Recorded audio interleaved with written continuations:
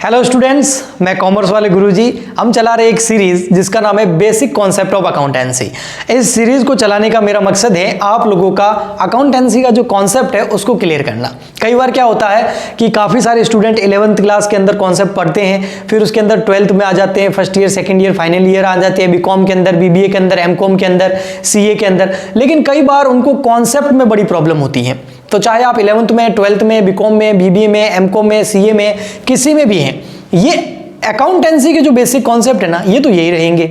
अगर आप थोड़ा बहुत भी इनको भूले हैं या इनका रिवीजन करना चाहते हैं तो हमारे वीडियोस देखिए, थोड़ा सपोर्ट कीजिए ताकि हम ऐसे कॉन्सेप्ट और लेके आए आपके लिए।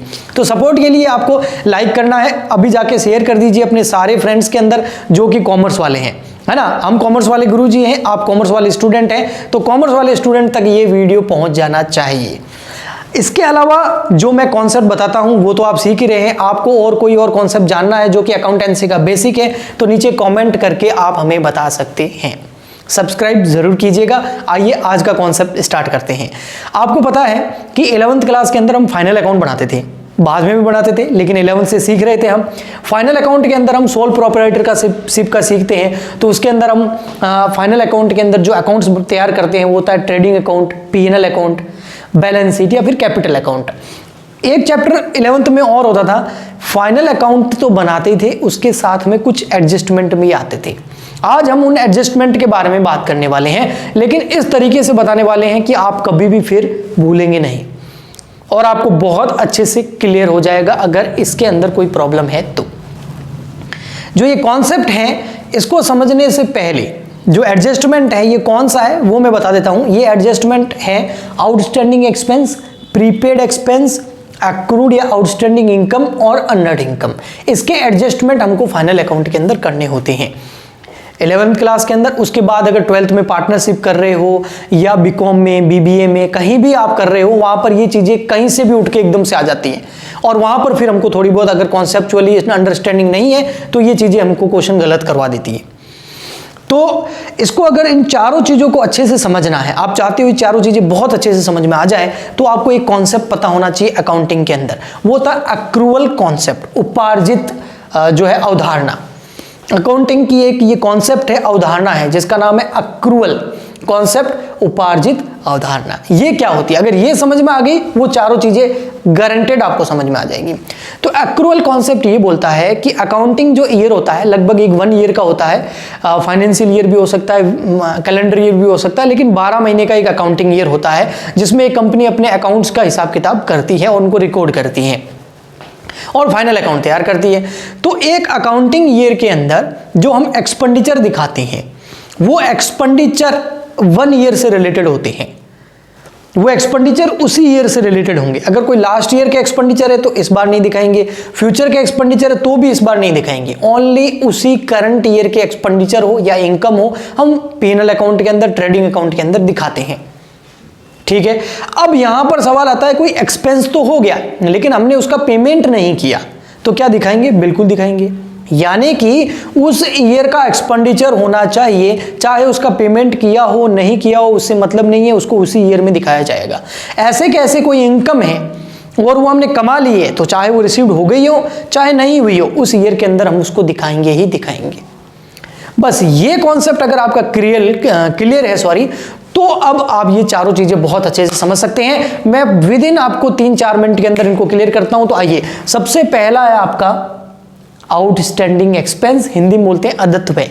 ये क्या होते हैं? Those expenses which is due but not paid, यानी कि वो खर्चे जो बकाया तो है, यानी कि जो दे हो गए हैं, जो देने हैं, खर्च हो गया है लेकिन उसका अभी तक पेमेंट हमने किया नहीं है।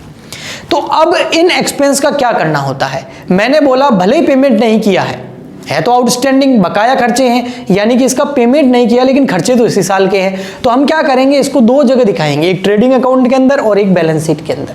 ट्रेडिंग अकाउंट में कहां दिखाएंगे? जो ट्रेडिंग अकाउंट के डेबिट साइड में खर्चा है उस खर्चे के अंदर इसको ऐड कर देंगे। हम लिखेंगे टू एक्सपेंस, ऐड कर देंगे आउटस्टैंडिंग एक्सपेंस।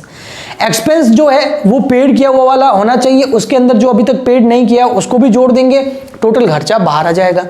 बैलेंस शीट के अंदर बात करें तो ये खर्चा देखिए कैसा है, ये एक्सपेंस कैसा है, आउटस्टैंडिंग, यानी कि आपको पे करना है लेकिन आपने पे किया नहीं है, तो आपकी ये लायबिलिटी है कि आप इसको पे करें। तो एसेट्स में ये लायबिलिटी साइड में आ जाएगा आउटस्टैंडिंग एक्सपेंस। बस इतना ही है। आ जाइए नेक्स्ट पे, प्रीपेड एक्सपेंस।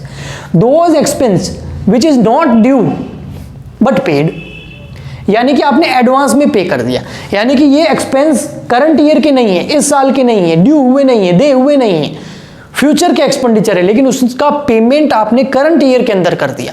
और मैंने अभी आपको बताया एक्रूअल कॉन्सेप्ट, करंट ईयर में ओनली करंट ईयर के एक्सपेंस लेने हैं, फ्यूचर के पास्ट के नहीं लेने, वो उन ईयर्स के अंदर जाएंगे जरूर।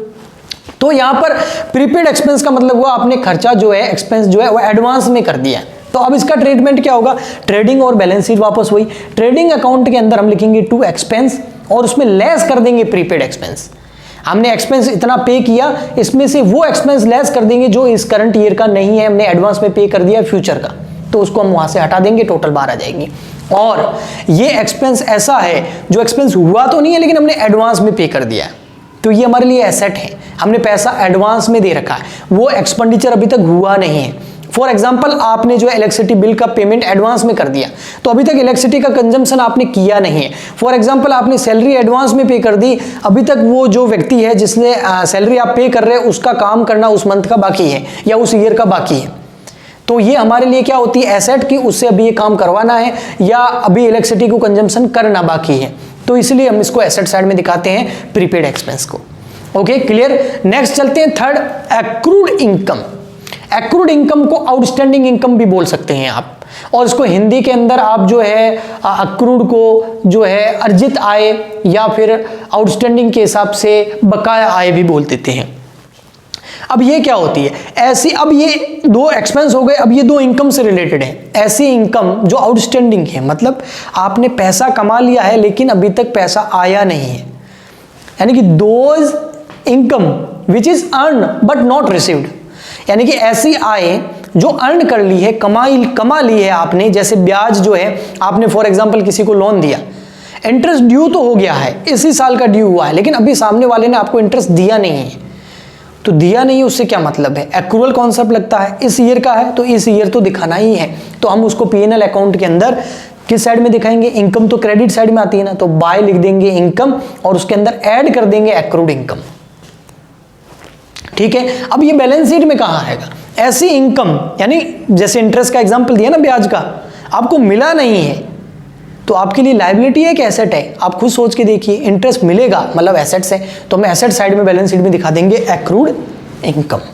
ओके, लास्ट चलते हैं हम अनअर्न्ड इनकम की तरफ, अनुपार्जित आय बोलते हैं इसको हिंदी के अंदर। अब अनअर्न्ड इनकम क्या होती है ना, ये वो इनकम होती है, अनअर्न्ड इनकम का मतलब क्या होता है, those income which is not earn, हमने अभी तक अर्न नहीं करी है, कमाई नहीं है, बट रिसीव्ड इन एडवांस, लेकिन ये हमको एडवांस में रिसीव हो गई।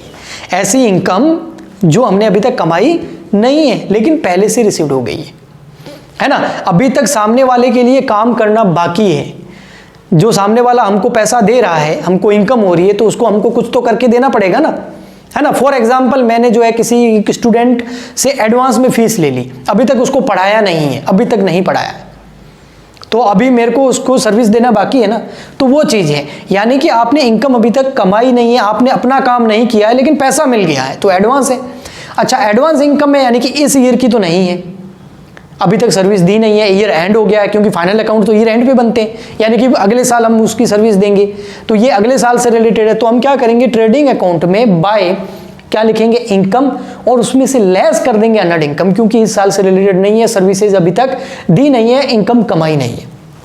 बैलेंस शीट में कहाँ आएगा, इनकम मिली हमें एडवांस में, सर्विस देना बाकी है, तो हमारे लिए क्या है, लायबिलिटी है कि नहीं, पैसा आ गया, फीस आ गई, बच्चे को पढ़ाना बाकी है, तो मेरी लायबिलिटी हुई ना कि उसको मैं पढ़ाऊं, तो ये कहाँ आएगा, बैलेंस शीट की लायबिलिटी साइड में अनअर्न्ड इनकम नाम से।